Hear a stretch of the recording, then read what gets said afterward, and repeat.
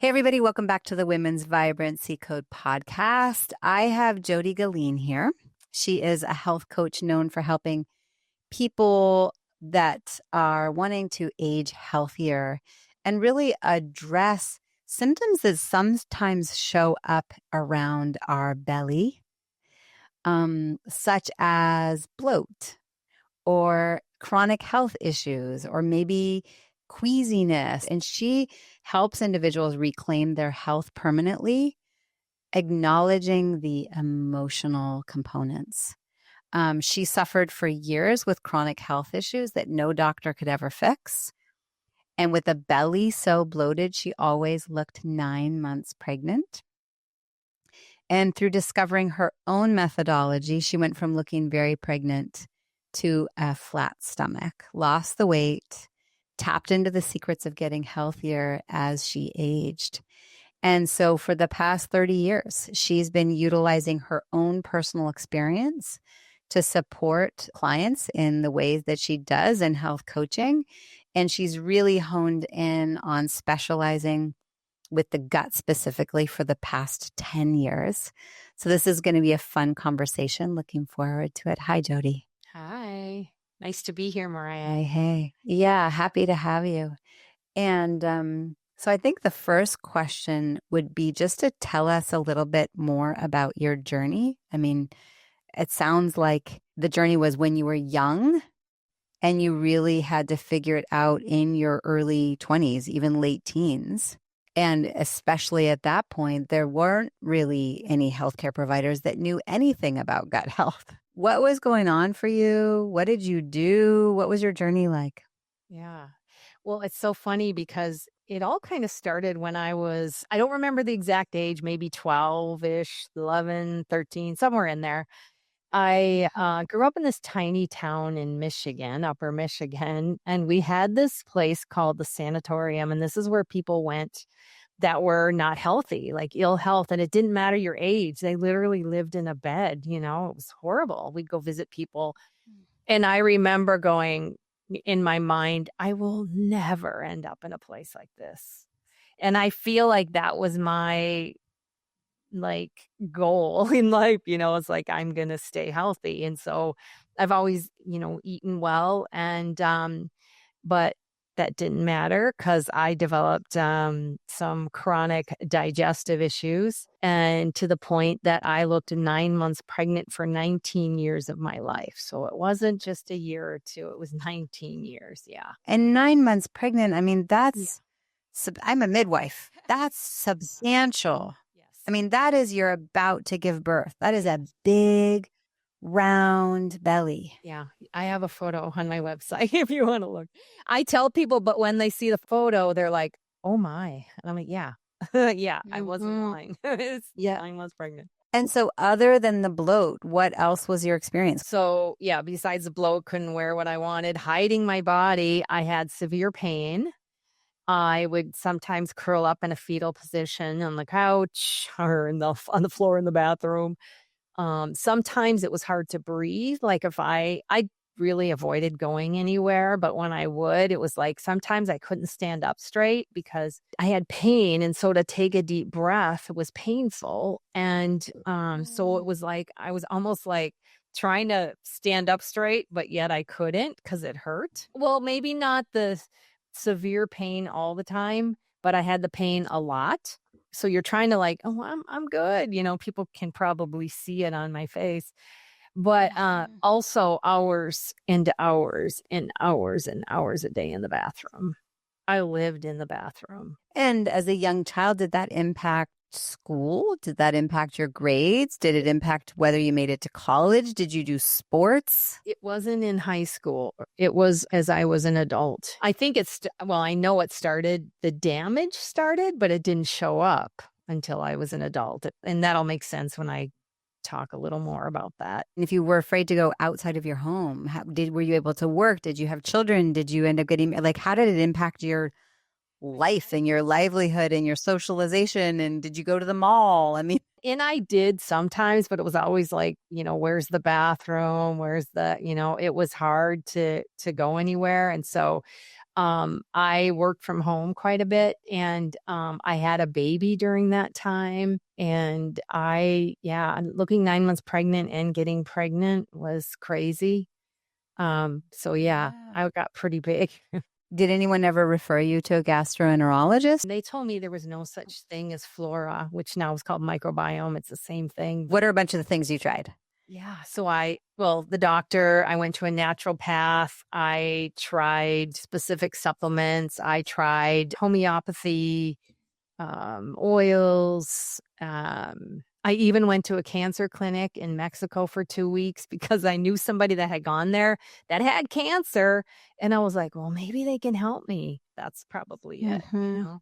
And you had colonoscopies and that was all normal. Did you cut out gluten and cut out dairy and cut out sugar? Yeah, I barely ate. I literally barely ate. I remember for probably a good couple of years, I would eat maybe just veggies and some brown rice, literally like I couldn't. I did all of that. Yeah, did all of that. Would you say you had a traumatic childhood? Very much. Yeah, I had a lot of trauma and abuse. And so now looking back, if you're like, I did all the nutrition changes, I saw the specialists, do you think it was really just all emotional? 100%.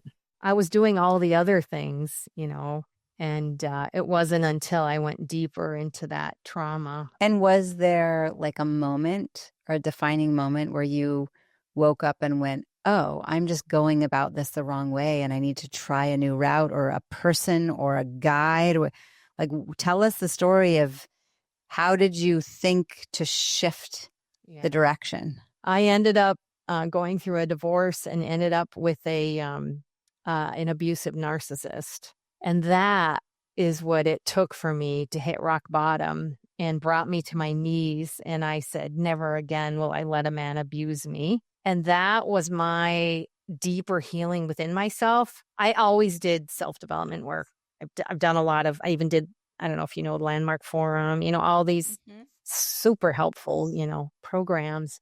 But there was another level that I hadn't hit in myself. And I had a friend that she needed a place to stay for a bit. And so I took her in, and she has a knack for coaching. And she said to me one day, she goes, what the hell are you doing? And I said, what? And she said, you're running around like crazy. You're going to kill yourself. You're not sleeping, all this. And she goes, you need to slow down. And I said, are you crazy? I can't slow down. I'm a single mom. I got to pay my rent and, the whole list, right? But in the back of my mind, I'm like, yeah, I know I need to slow down, but I didn't know how.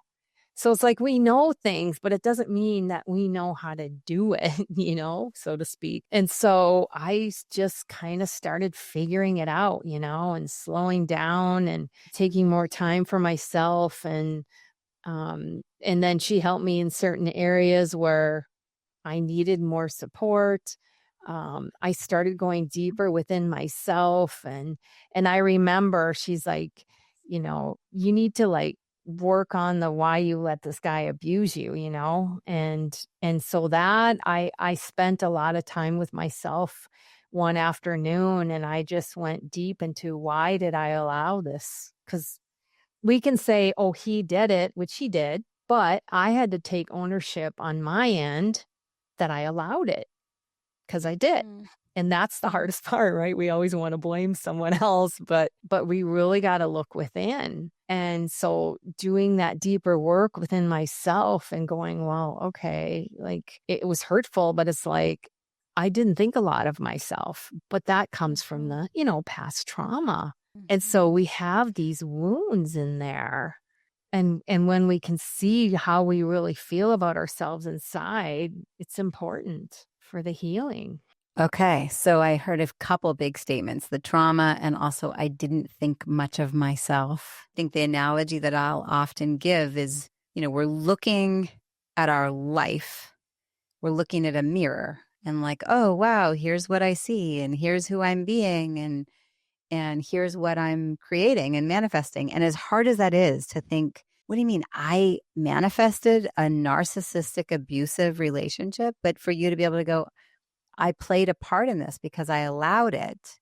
And I think so often an individual will go, oh, look, there she is in the mirror. She just needs a little bit of eyeshadow. So here, let me just put it on the mirror.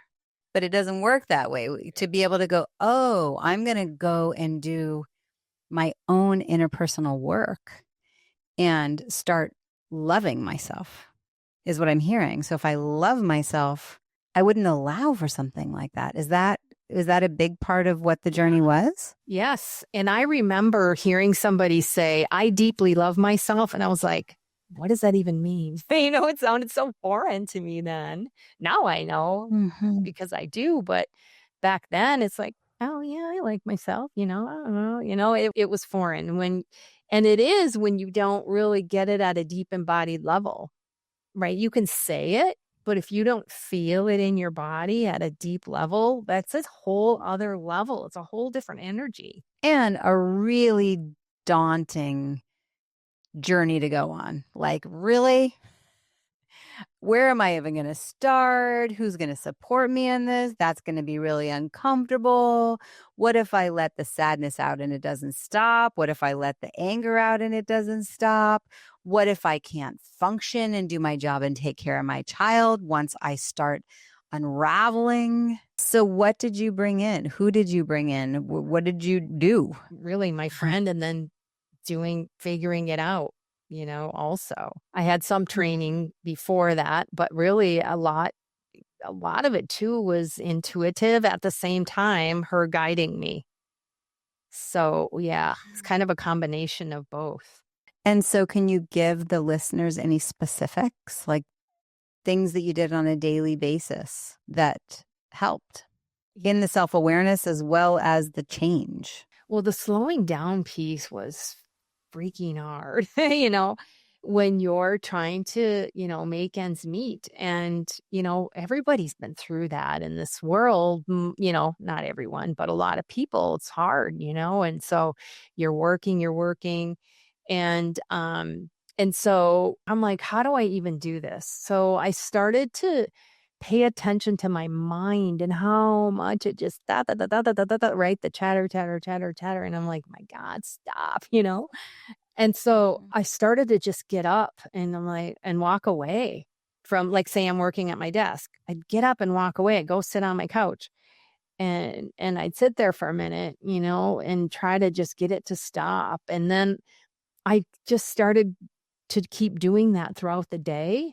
Anytime it would start to get out of control. And now I call it my step away method. And I would literally step away a lot in the beginning. Now I never do, but in the beginning it was constant to try to settle down the brain. And to me, it's like if you remove yourself from where you are, you're shifting the energy, going to another place, quieting the mind. And it's not like your mind's never going to talk, because that's not even reality, but you can slow it down and you can change the thought patterns. And that was a big piece for me, being able to do that, because every thought you have goes in your body. And we don't realize that. I mean, if you think of when you have the butterflies, like you like this boy and you see him and ooh, you get the butterflies, that thought went in your body immediately. I can literally, like, emotions, words. I'm like clairvoyant, so I see a lot of things. I can see energy and lots of things, and I can literally see words coming out of my mouth sometimes, the energy of the words. So the energy is such a big piece of this. Well, it even makes me think about Dr. Emoto's work. He's proven that words change the crystalline structure of water. Yep. Okay, if our bodies are more than 60% water, or every cell, then how could it not impact how our cells are functioning within our body? So you started working on the step away. You started paying attention to the power of words and the power of emotions. And did the bloat just magically disappear? Yes, it did. Not in a day. It took a little bit of time. I didn't know what I was doing. I was trying to get over my narcissistic abuse. That was my goal, is to be like, no, I'm not going to let a man abuse me again. I'm done. I'm tired of this. I'm done. It's not like I wanted it, right? But you're energetically vibrating in that at that level, and that's why that comes in. So I say now, like a man like that would never show up in my space. I do not resonate on that level. But at the time, I had to, like I said earlier, was go in and see how I felt about myself, you know? That was a huge piece, is like, I felt like people would treat me like shit. Well, okay, I think I'm a piece of shit, right? This is what you, this is a little child talking, that inner wound still kind of hanging in there. It's not like, you know, anyone could tell, but you have this underlying energy underneath that pulls on you, so to speak. And so that wound has to be healed. And then, so yeah, so your question, so all of a sudden, yeah, my stomach got flat and I was like, what just happened? I mean, I am like going, what happened? I have been trying this for 19 years. And then it was like this light bulb went off in me. It's like, oh my God, this was emotional. And it was like, my body's been speaking to me this whole time and I had no idea.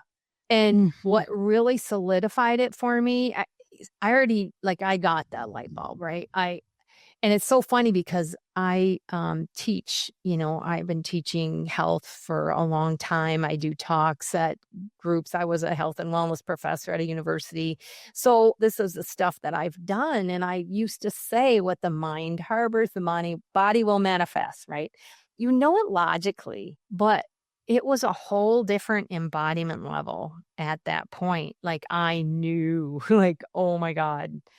And so one day my friend was over and I was in the middle of healing where I'd have some good days and bad days in there. Now it's never the bad days, but back then at the beginning of it. And so she was over and we were standing in the kitchen and my phone rang. I looked down and within that, you know, a second, my stomach got huge because it was the narcissist. And I was like, there you go, right? That just told me right there, that's emotional. That's how fast my stomach got big. And how amazing that you had the gift of a symptom that was so striking and so fast that you could easily attach to your own trial and error experience. Yeah.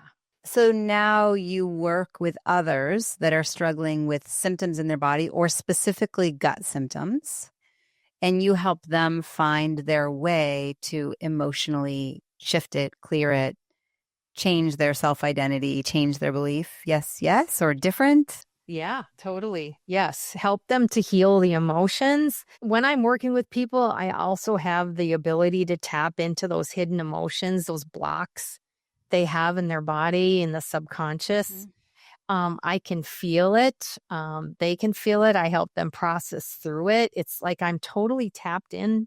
I'm like right along there with them. I can just totally feel what's going on for them. And that's just something that developed over time as I was working with people. But yeah, so I help them to process through their emotions, heal it, release it out of their body to come back to homeostasis, you know, balance. So it's like the body keeps the score. Yeah, because it does. Yeah. But doing it in a very feminine, very intuitive way. And your work is all online? Yes, I do a lot like that. Yeah, I do it on Zoom. I have people all over the world. So cool. And how do they find you? They find me. You were on one of my series. My speaker series is one way I find people. Sometimes on social or, you know, they'll find my website. I do, you know, YouTube, that type of thing. Training that way. Okay. Yeah, all about the body. And so it's all one-on-one sessions. Yes. On average, how long do you work with an individual before they have their own miraculous recovery? Typically 6 months and a year. 6 months to a year. And can you give some examples of other things that you've seen transform in clients' bodies? Yeah, and some of my clients, doctor, physician, other health type professionals, nurse. So I have someone that I work with that she's been going to specialists for like 20 years and has had parts taken out literally. And she's like, you've helped me more than 20 years of specialists in 6 months, Mhm. where she's reduced her pain meds significantly. And I'm still working with our goals to get off completely, but Mhm. she's doing amazing. Yeah. Awesome. Yeah. Okay, so pain. Yep. Anything else? And then I have another one who's had a lot of abuse from childhood. And, so we work on healing that, but it shows up in confidence. And that's one of the things that she wanted to heal is her confidence.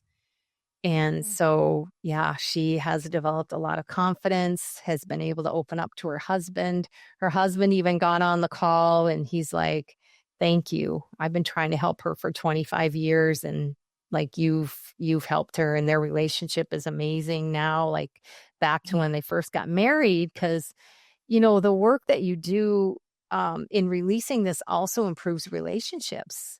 So that's like a Mhm. side benefit when I work with people is their Mhm. marriages get better. You've probably seen Yep. that too. Yep. Yeah. Well, and I initially asked, what did you do? But really, it's who do I be, Yeah.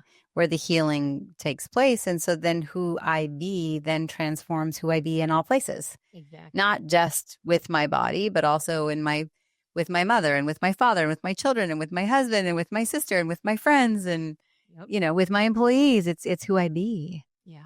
So healing is healing. Yeah. Fascinating. I'm thinking for those of you listening to the podcast, and this is really striking a chord for you, I'll make sure that all of Jodi's contact information is in the show notes. You're welcome to reach out to her, and we'll make sure, we've got a couple more minutes, make sure that you can let them know what's the best way to reach out. But I'm also thinking episode 99 in the Women's Vibrancy Code, I interviewed Dr. Scholes about a technology called REST, which stands for Rapid Reprogramming Emotional Stress Technique. It sounds kind of similar. This is fascinating because I didn't know a whole lot about your work when we started this conversation. And ironically, every client that has worked with me since 2020 has received rest sessions because of this. I don't totally understand your modality, but it sounds like it's very similar to be able to release the emotional pattern, to release the emotional cord, so to speak, Yep. and download a new program. And of course, that impacts the cells. Of course, it impacts our symptoms. And of course, it impacts organ systems in the entire body. We are foolish to think that nutrition doesn't matter, that mindset doesn't have influence, prayer doesn't work, energy doesn't work. Come on, y'all. We're 2025. All of it is relevant. Okay, anything else that you want to add? Anything that feels unsaid, important, relevant for the conversation we've had? I want people to know that you have way more control over your health than you have any idea. I mean, you really do. And I'm sure you believe that, Maraya, too. There are things you can do to have the kind of health that you want. Releasing emotions is one of them. And especially if you've had trauma as a child or, unresolved wounds. We live in this world, we're going to have wounds. And when they're not resolved and processed through, and you'll know if you're ruminating on the same thing over and over, or it affects your relationships and you keep having these same dynamics or in these and your body tells you, through symptoms, because your body symptoms Yep. are your way of your body speaking to you. And so listening is huge, and working through those unprocessed emotions is so key. This book I always keep on my shelf for those of you that are just listening and not looking. It's Louise Hay, Heal Your Body A to Z. Every symptom, every organ has an emotional tie to it. And so we always have this seam privilege to be able to look at, all right, well, what's going on cellularly and in labs and what's going on nutritionally and what's going on emotionally. I'm so glad that you're bringing this to the world, potent and powerful. And yes, feelings are meant to be felt. And we all know the pattern. Like you're saying that my pattern is fear of abandonment. Still shows up. And I go, oh, there it is again. Huh, isn't that fascinating? It's impacting how I make decisions. It's impacting how I hire, how I fire, how I interact in my marriage, how I interact with my children. And just to go, ooh, okay. Still space in there. I don't necessarily yet know how it shows up in symptoms in my body, but I observe it showing up in how I interact with other human beings and how I show up. Mm-hmm. It's so funny. I got to share a story now that you say this, because I want people to realize, like, if you have things, it doesn't mean there's nothing wrong with you, right? We all have these things. Mine was hiding. I'm a hider, right? I've always been this hider because as a child, you're trying to stay safe. So you hide. And so you live your life hiding without even realizing how much you do it and the impact of it. So this was like many years ago. I was working with a coach and like we shared calendars. And one day I'm like, I didn't have anything weird on there, but I just didn't want her seeing my calendar for some reason because I'm a hider, right? And so I was doing things and I would all of a sudden I realized, oh my God, because I remember writing the words because I was so frustrated with myself. I'm like, every single move I make, every decision is precisely calculated to hide. Like I could see how insidious it was in that moment. And it was like, wow, like, yeah, I don't have anything to hide, but I'm still hiding. It's just a pattern. And you can break that pattern too, but it's creepy how insidious it is. Yep. And just to really highlight that those patterns sometimes show up in ways that we're conscious of, like, oh, there I'm making that same decision again. But they also can show up in symptoms in the body, menstrual pain, back pain, rashes. Oh my gosh, the skin. I say the skin is the largest organ and it's communicating something, right? Bloat, stomach. You can, anyway, I could go on and on, but thank you so much for your time. This is awesome. What's the best way for someone to reach out to you if they're curious to explore receiving from you? Yeah. So if you see my name, you can type in jodigeline.com. I also have a quiz if you want to know what emotions are affecting your body. It's under peace, PEACE, peaceofmyheart.net/quiz. And you can see like what's affecting my body. How do I heal this? So go to the show notes and you definitely want to find that. And yeah, what a fun episode. I'm so grateful that we were able to connect and hopefully whatever glitches I'm observing in Wi-Fi are not actually playing out in how individuals are watching or listening to the podcast. So hopefully you guys have had a really easy technology experience. And with that, until next time, thanks again, Jodi.